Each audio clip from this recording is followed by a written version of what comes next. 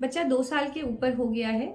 हमने feeding bottle को Wien of करने का पूरा प्रयास कर लिया, लेकिन हम उसमें सक्सेसफुल नहीं हो पाए। आइए इस पे थोड़ा सा विस्तार से बात करते हैं। बॉटल को वीन ऑफ करने का जो प्रोसेस है, इसको हम जितना जल्दी शुरू कर लेंगे, साल भर के बाद हमें सक्सेस मिलने की जो स्कोप है वो उतना ज्यादा होता जाएगा। क्योंकि बच्चा जैसे जैसे बड़ा होता जाता है ना, उसका व्यवहार और स्ट्रांग होता जाता है कि इससे मुझे अच्छा लग रहा है, मुझे मजा आ रहा है, मैं सेल्फ काम, सेल्फ रेगुलेटेड, सूद आउट फील कर रहा हूं, मुझे एक सेफ बाउंड्री महसूस होती है। तो इस तरीके के सारे विचार उसके मन में आते हैं और ये विचार धीरे धीरे धीरे करके बहुत स्ट्रांग एंड मजबूत होते जाते हैं, जिनको फेड ऑफ करना आगे पेरेंट के लिए बहुत डिफिकल्ट हो जाता है। आप यदि अपने बच्चे के साथ इस जर्नी में स्ट्रगल कर रहे हैं, तो सबसे पहले आप अपने लिए एक डेडलाइन रखें कि मुझे इस साल की इतनी तारीख तक इस बॉटल को अपने बच्चे के साथ खत्म कर देना है। अब इस डेडलाइन को तय करने का जो क्राइटेरिया होना चाहिए वो बच्चे की एज होनी चाहिए। 1 कि बच्चा कितनी उम्र का है और हम किस उम्र में ये निर्णय ले रहे हैं। जैसे अगर ये 3 वर्ष का बच्चा है या उससे बड़ा है, तो हमें आज से, अभी से तुरंत इस काम को कर देना है, अगर हम एज को एज अ क्राइटेरिया रख रहे हैं तो।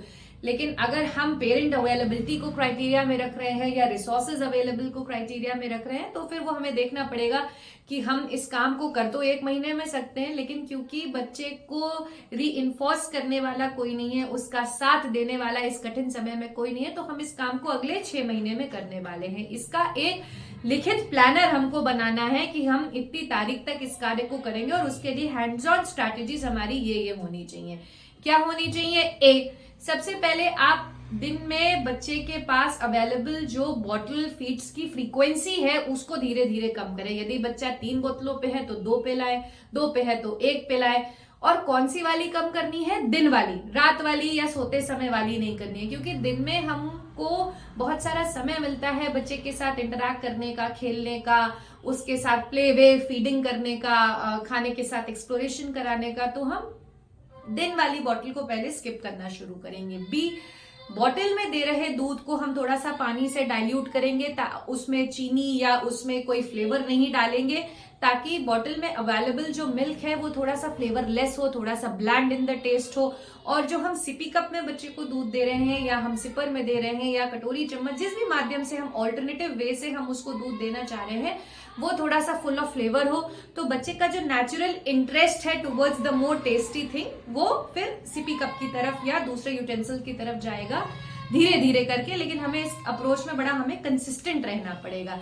3 और सबसे महत्वपूर्ण, क्योंकि हम बच्चे का रुझान बोतल से हटा के और खाने की वस्तुओं में डेवलप करना चाहते हैं, तो हमारे पास एक रिटन मेन्यू, रिटन डाइट या रिटन प्लान होना चाहिए, जिसमें हमारे नेचर से जुड़े कलर्स, हमारे नेचुरल कलर्स होने चाहिए।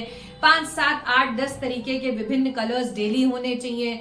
और हमें उस रिटन मेन्यू और प्लान को बच्चा एक्सेप्ट करे या ना करे, हमें उसके इर्द गिर्द उसी तरीके के भोजन को परोसना है। और यदि वो नहीं भी खा रहा है तो हमें उसके साथ खेल के रूप में उस भोजन को खुद खा के उसको दिखाना है कि देखो ये कितना यम है, देखो इसको खाने से कितना पोषण मिलता है। हम इस तरीके की बातें भी बच्चे के इर्द गिर्द करेंगे।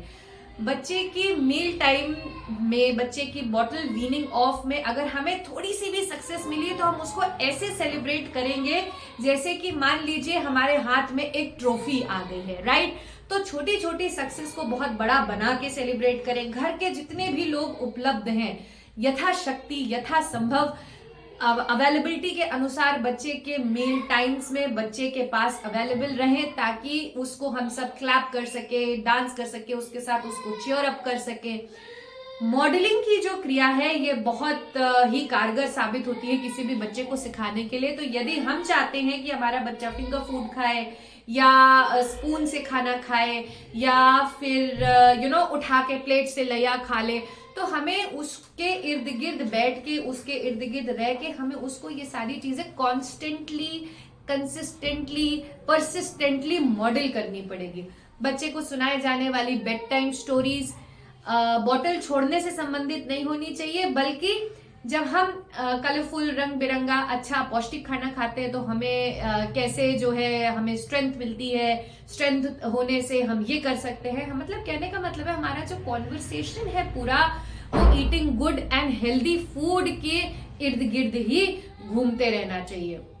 साथ ही हम बच्चे को छोटी छोटी सोशल स्टोरीज या यूट्यूब पे अवेलेबल वीडियोस या कार्टून्स जिसमें पौष्टिक खाना खाना, खुद से खाना खाना के असंख्य उदाहरण हैं, उसको भी हम बताएंगे। हम अपनी मम्मा या अपने पापा को वीडियो कॉल पे कनेक्ट करके और उनको कहेंगे कि हम बच्चे को बताएंगे कि कैसे हम बचपन में खुद से खाना खाते थे, इसीलिए हम आज इतने स्ट्रॉन्ग है। कहने का मतलब है बच्चे को ना सिर्फ खाना खाना या बॉटल छोड़ने पे फोकस करा के, बल्कि मील से रिलेटेड बातें, meal selection, meal planning, going and shopping for that particular meal में यदि हम इन्वॉल्व करेंगे तो बच्चे का जो नेचुरल इंक्लिनेशन है, नेचुरल रुझान है खाने की तरफ, वो धीरे धीरे बढ़ने लगेगा।